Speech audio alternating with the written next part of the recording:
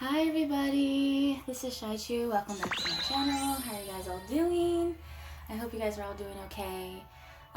Making sure to protect your energy. I just recently posted a video regarding about feeling lonely within this journey and all, but I was guided to come back and try doing a tarot reading, just a little short one. Hopefully it is short. But yeah. Uh-oh, my incense kind of went out. Anywho, I typically channel the Twin Flame journey. That's kind of like the direction that Spirit has been guiding me to. You know, why else? Because I'm also on the journey. But yeah, so we'll see what's going on and kind of tap into the Divine Feminine, Divine Masculine energy. And, you know, and mind you that this won't resonate with the whole collective of Divine Masculines and Divine Feminines.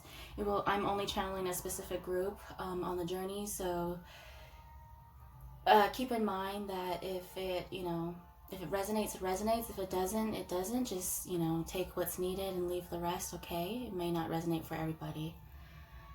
Alright, and yeah, so right now I have my Book of Shadows out here because I kind of wanted to touch bases on some of the synchronicities that I've been seeing or Spirit has been showing me, and yeah, and a little bit about certain chakras, certain tarot cards that have been popping up in mind for, you know, just in general that has been channeled to me, and we'll see if, you know, the reading actually reflects that, right?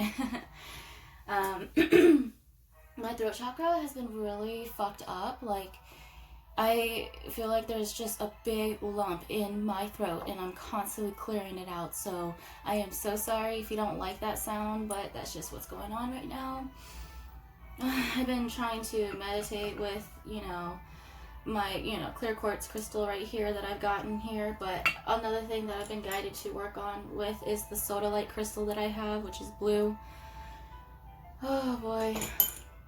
But my communication has been fucked. Mercury retrograde has been just messing with every technology possible, and also with my speech patterns, so that hasn't been too fun, you know? Anywho, just riding the wave, guys. That's all we can do. So the synchronicities that I've been seeing predominantly within the past couple of days have been popping up. Again, a white cat, black cat, that has been very prominent as a sign, and they've typically a white cat and a black cat likes to visit our backyard, you know, as a way to say hello. And also Spirit uses them as a way to, you know, talk about balancing out energies, balancing out between the Divine Masculine, Divine Feminine energies. And, you know, I always say balance is key. That's what my cousin, you know, kind of awakened me and taught me on my journey. Mind you, he was the one that kind of kick-started my awakening as well, as far as like full-blown awakening. So, you know, he's passed on, he's already transitioned, but, you know, he helps me with these readings as well, and also to remind me that balance is very needed, and it is key, okay? So balance, it can go for everything, like everything. Goodness. And balance also, you know, ties into kind of like what I'm going to talk about with how I was feeling lonely, and that people, places, and things are kind of like being stripped away from you, which is all for a reason, right? There's a reason for that, but it's in order to create, you know, better boundaries, also better and firmer foundations for yourself, because the old foundation that everything that you thought was built on turns out to be not so healthy for you at this point. What worked before is not working now. And you know that, especially when your intuition and your gut feeling has been telling or screaming at you that, I don't know, this doesn't feel right. I don't think this resonates with me anymore. Yet you still continue to entertain it. It's kind of like what people are doing right now. Like, we're teeter-tottering. Like, what feels comfortable between what we thought and felt comfortable with, and what we know is going to be beneficial for us later on in the journey. It's like I said, that teeter-tottering thing. Everybody's going through it, myself included. So don't feel alone, okay? You're not alone. But it's easy to feel alone and get into that lower vibrational energy where a lot of the darker energies like to come in and kind of infiltrate your thoughts. So Spirit has been making it very known that it's time to use heart over head decisions rather than head over heart. At first I didn't understand that because they kind of interjected between when me and my mother were talking about a certain subject, and they kind of just was like, heart over head, not head over heart. It's time to switch it up. What once worked before is not going to work now. So whatever you're trying to do and repeat that you thought that worked before is not going to work now. So figure out a new plan, figure it out, you know? And the thing is like, Spirit's not just going to give you the answers. You kind of have to like work around it and really try to figure things out. So that's what I've been doing right now. But you know, it's like that limbo state. It's like that, you're floating and you know what you have to do, but you don't know how to do it. So you're figuring out how to do it, but you just don't know. So you're like, I don't know what next step, like what am I supposed to do? Like that's kind of like where what's going on. What am I supposed to do? What is the next step? And it's like, I don't know. Should I go this way or that way? It's your choice, really. You have free will, but especially depending on your journey and depending on who you are on a soul level wise, the divine really kicks people's asses into gear and to really get back on the right path, right? My ancestors and spirit guides in particular, they are very tough loving for me, so they make sure to spank that booty every now and then, and I've been really feeling the heat right now under my ass to really get certain things started, and it's something that I've been hesitant about. And one thing that I always talk to you guys about is that I deal with anxiety, right? Like intense anxiety. I've been managing that quite well lately, but it's like to the point where I need to like get out of that old mindset of what I thought I, had and what I was before, and releasing that past self, that dealt with that anxiety. Like I can't take that old Cheyenne on this journey any longer, right? So 7:07 on the time. Okay, so lions have been very prominent. Lions, elephants, bumblebees, spiders, and feathers. So if you've been seeing any of these synchronicities, that is, I speak a little bit on like the elephants thing. Spiders, I feel like relates. If you've been seeing spiders lately, a spider crawled on me today, and a spider was also in my closet. Very metaphorically, but it's, feeling like you're being entangled within a web, not, feeling stuck or stagnant, in a way, or it's that type of way, or it's more like having many options, because the legs represent the spiders, the spider legs and everything, like 8 options, 8 representing also, predominantly number, which is a number that has been showing up, which is 808, 818, 888. If you've been seeing that number, that means, like, again, with the lion, the Leo, strength.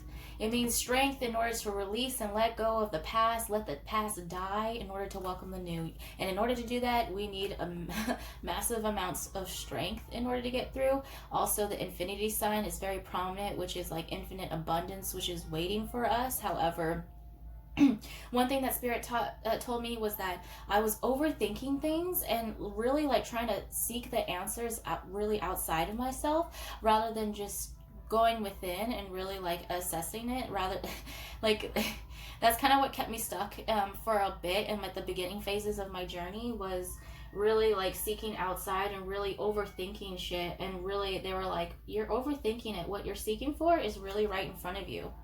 You already have the things that you want. It's right in front of you, but you need to fix your vibration, or release certain things so that you're able to see what's in front of you. So oh my god, excuse me. But if that resonates with you, I feel like for me, also I'm a Libra moon, so that means that I overthink shit like to the T, but it depends really on your chart too, depending on your personality. But for me, I tend to overthink things more like a black and white type of thinking, when really there's certain things that are in between, like the gray area in between the lines.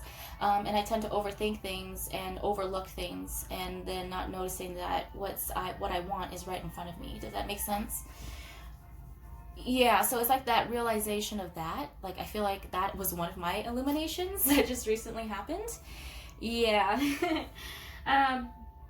So the numbers, as far as angel numbers, 555, 414, 939, 919, 606, 717, 1111, 44s, 737. So mirror numbers like 1001, 1221. So they have been really shooting this in my direction, like, oof, like. So if you've been seeing any of those, just know that yeah, I'm seeing it too. So if you are seeing any of these things, I suggest to just link it, well, not link it, but comment below, because I would like to know if other people are also resonating with this, right? Because it's great to have some feedback, healthy feedback. So please and thank you. So elements that have been very, I don't really talk about elements, but for some reason elements have been very prominent. So water and fire have been very in my face as well. So water representing healing energy, you know, love, unconditional love, healing, while as nurturing, you know, while as fire is more of like a purification in order to destruct, in order to purify. Destruction comes with that, but also brand new, because what happens when, you know, some forest burns down, right? So typically after fires, after a while, yes, the ground is very fucked up for a while, but earth starts to take it back and start to purify the energy within the earth and start to grow again. So they're showing me, if you guys know Fantasia 2000 or something, like it was a Disney thing where there was this green, she represented like earth or mother earth, and then there was this stag, like an actual, like a male deer. They're showing me Fantasia 2000 or whatever, but they're showing me that little clip or that little story about things having to be destroyed first in order to be replenished back again. So if you guys know what I'm talking about, it's like old. Like I used to watch that as a child, but if you guys know what I'm talking about, then you know what I'm talking about. But that's what they're showing me right now, vision-wise. So, chakras, yes, throat chakra being activated, solar plexus very activated, so strength, you know, needing the strength, yellow energy, so if you've seen yellow, if you've seen blue around, that represents the throat. Songs that have been coming up to me, which actually made me cry, was My Only Sunshine, and that kind of ties into my last reading where the sun card actually popped out as the first card for our reading. So I actually they channeled to me the first thing I woke up after that that day was, you are my sunshine, my only sunshine. You make me happy when skies are gray. You never know, dear, how much I love you. Please don't take my sunshine away. And that is a favorite song of mine. My grandmothers used to sing that to me. That's actually known as my song in the family. I know that a lot of people resonate with that as well. But that song cheers me up because I was, you know, known as my grandmother's sunshine. I was called Sugar. I'm like my name was Sugar in the family, sweet like sugar. My cousin that I talked about earlier also used to call me Sugar as well. So that's a term. But sunshine like refers to, you are my sunshine, my only sunshine, right? And it kind of like made me feel not alone, like I felt down. You make me happy when skies are gray, right? So that day when I did that reading, it was raining, and right now today it is bright and sunny as fuck. So if you've seen my last video, you know exactly what I'm talking about. I was sun gazing, but the skies are gray. You never know, dear, how much I love you. So you are loved. Please don't take my sunshine away. Anytime there's rain or a storm, you know, there always has to be sunshine afterwards, right? Typically what the saying goes, you know. Storm represents not only, it's not bad, in fact storms are very like a purification process, more of a healing process in order to wipe out the old energy that was in the air in order to bring new, which is a sunny day. So sun has been very prominent, Leo energy has been very prominent, lions, 8s representing courage, needing the courage, the strength. Keep going, you know, keep going.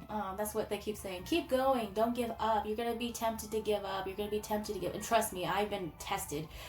You're going to be tempted to give up, you know, but just trust me. Like, trust us. We are leading you the way that, you know, you are meant to go. We are with you. We have always been with you. I love you. You are my child. We care for you. You are our family.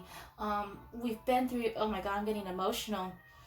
We've been through you since you first take your first breath. We're going to be there for you when you take your last. Like, trust us, you know, fall into us, surrender to us. You know, I know you're scared, my child. I know you're scared, and I know you're worried, and I know that you fear what's going to happen next, but please just trust in the fact that everything shall be okay. I'm holding your hand. I'm walking right beside you. You have a whole army of team of spirit that loves you. Not only that, but you have loving individuals in your life that love you as well. Not everyone hates you. Not everyone's out to get you. There are people who still love you. There are people who do love you and spirit. So I don't, goodness, I don't know why that interjected, but I guess they really wanted to make that known and I needed to hear that. So, goodness gracious. Okay, so symbols, rainbows have been very prominent, which is like promises, the promise of what you made between the creator, between spirit and you, the life that was promised to you, to light workers, to those that continue to do their work and continue to walk the right path in life, to continue to maintain balance in order, you know, and in a way where they're just living life in order to let go, childlike, you know. Innocence is very prominent, very important right now, going back to the time of innocence. So yeah, tarot cards that have been showing up a lot are Empress, the Fool card, the Death card, the Temperance, the Chariot, and the Sun card, and of course the Moon card occasionally, which represents the feminine energy as well, Sun representing the masculine. But the Fool card has been catching my eye, and that's kind of what I'm going to touch on right now. And tie that into the anime that has been showing up. So if you're an anime fan, I like to include anime because there are certain messages that Spirit likes to use even in anime for people to listen to. So don't discourage anime. There's actually could be a message within there and you could possibly enjoy the show, you know. It's up to you. But Carol and Tuesday has been very prominent as far as the Fool card goes, and also Fruits Basket, which is my favorite, you know. I always talk about it. But Carol and Tuesday is also on Netflix, so if you have Netflix, it's on there as well. But it's talks about two girls who pretty much are taking that leap of faith in order to drop everything that they know, even against all fear and odds of, you know, possibly not knowing where to stay, not having a home, not knowing where to eat, not knowing what's going to happen next, but having blind faith and knowing that I'm going to get to the destination that I need to be. And that's kind of like what Spirit was pointing out within that show of two feminines, pretty much, who had dreams to become singers, you know, to conquer their dreams. And they were scared, however, they had the courage in order to press on, in order to go forward towards those dreams, right? There were times where they, you know, had hard times where they failed, they had lessons, you know, but really, I don't really believe in failure. I just believe in that they went through a lot of harsh lessons, right? But as the show went on, it just showed that, you know, the blind faith in having, and also there's like certain, like, there's even a chick that's in there, her name is GGK or whatever, but I love her. She's also spiritual, so she's actually awakened, and they talk about third eye and everything. Oh my gosh. So if you feel guided to, I suggest to look at that show, okay? I'm not going to spoil the rest of it, but that ties into taking leaps of faith forward, even if you are shaking, even if your voice shakes, even if you are physically shaking, and not being afraid, and no more with letting fear take over your life. And fear, we all know that fear is the basis that really holds us back a lot in life, majority of us in life, okay? So, yeah. So, I'm gonna tell a little story, all right? And this is so long. You know, the thing is that this was supposed to be a tarot reading, I know. So if you guys are still like waiting for the tarot reading, it will come, okay? But right now I am channeling certain things first, and then I'm going to, you know, talk about I'm going to use the cards later to show you, all right? And I'm sorry I ramble, but there's a lot of information that they want out right now, or to talk about. But the Fruits Basket thing. So if you have not watched the show, this is spoiler alert, click off. And I'll probably link like a little timestamp below where I say spoiler alert, and it's going to be like, don't and then I'll provide another timestamp where you can just fast forward and just skip all of this, okay? But if you feel guided to and you already watched the show, then listen to this. But this is something that I shared also with personally with my divine masculine, okay? So, and this is also something that my sister knows, and also something that I shared with my mother. So it's an important story, okay? Hold on. Okay, so what I talked about is what I'm going to touch bases on is the full story. So if anybody knows the Fruits Basket story, I'm going to try to tell it from the best of my ability, okay? But it was between the character Momiji, which is the Year of the Rabbit, and I'm going to touch bases that Fruits Basket is a show of showcasing people who are cursed with the zodiac, the Chinese zodiac, and so the spirit of the Chinese zodiac, and so it kind of prevents them from having a normal human life, and so they kind of grew up with childhood wounds and trauma, and of course of being rejected because they were different and they had certain abilities that no one else had, so they kind of had to keep it a secret and away from the public eye. But until the main character Toru came into the picture, and her name was Toru, and she's a very loving and innocent soul. I kind of refer to her as like a rainbow child in a way.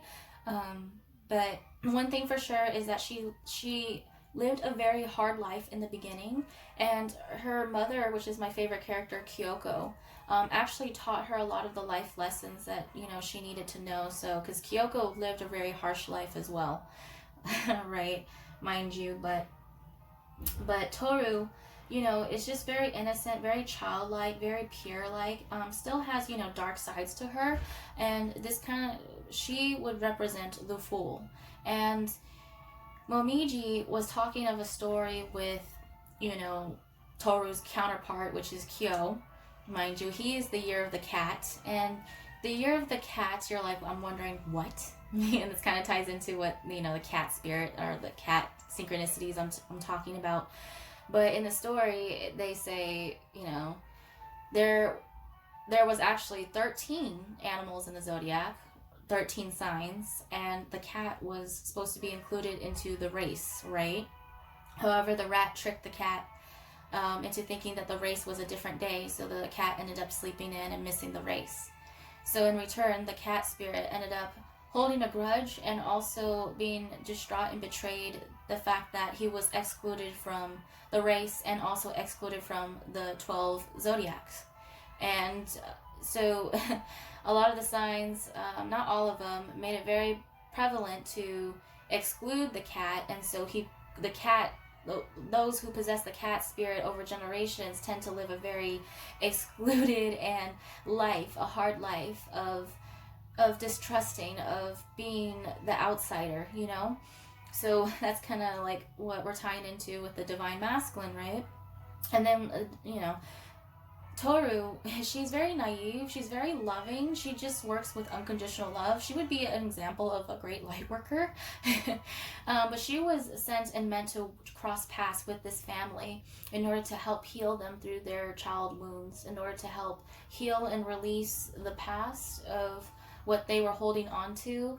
And through that, she was, using unconditional love for each and every character. So she was able to help those in the zodiac release the curse. So so one thing for sure, Momiji said that there was a story in his class that he read, and it was of the Fool. And the Fool, it starts off of a traveler who was kind of like Toru, very naive, or seen as naive. But he would go around town, helping those who were, asking for help or he felt were less fortunate.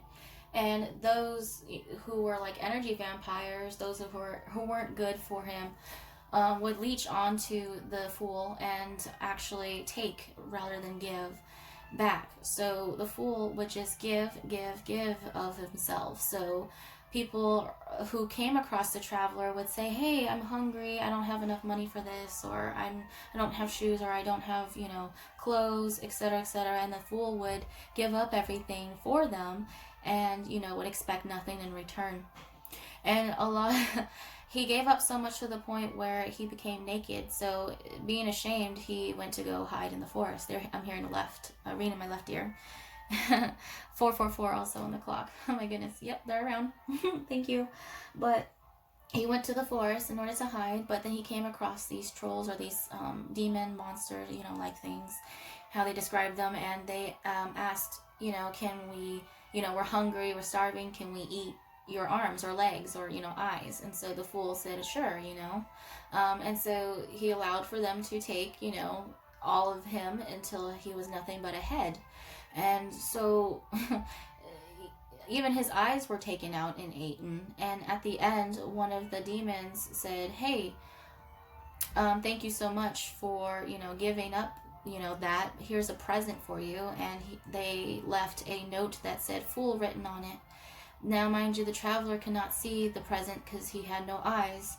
But instead, he wept and said, thank you, thank you so much. Thank you. This is the first gift that anybody has ever given me. I am super grateful. I am super happy. And then the traveler passed away and transitioned.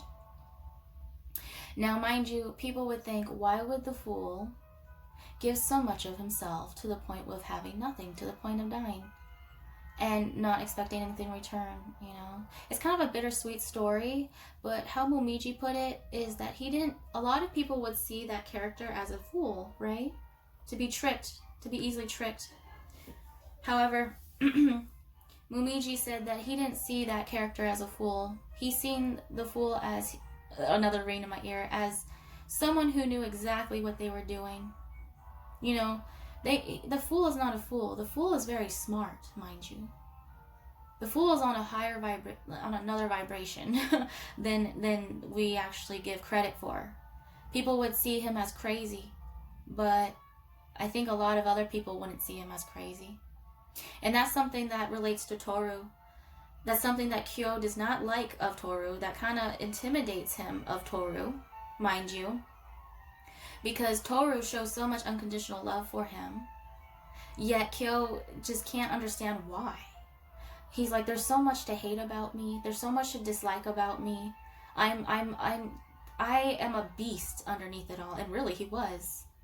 Underneath it all, his cat spirit was not like the regular spirits of the zodiac. It was actually a lot darker. It was more demon-like. It was foul-smelling. It was, very, very dark. Like the depths of his soul dark. And it kind of came out in a physical form of a warped creature, right? And so he was ashamed to show that side to anybody.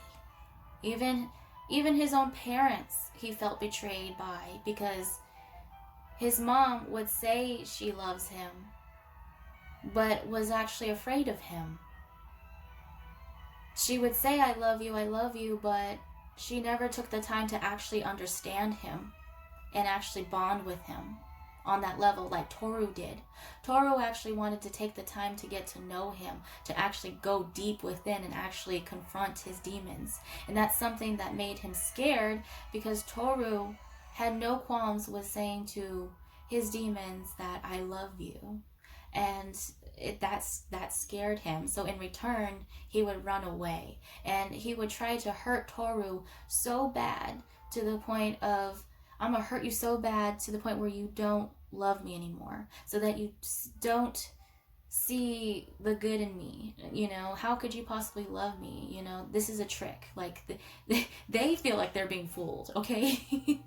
They feel like they're going to be fooled by Toru, right? And when I say they, I mean divine masculines, because Kyo is a perfect example of the psyche and the mental anguish that they deal with underneath it all.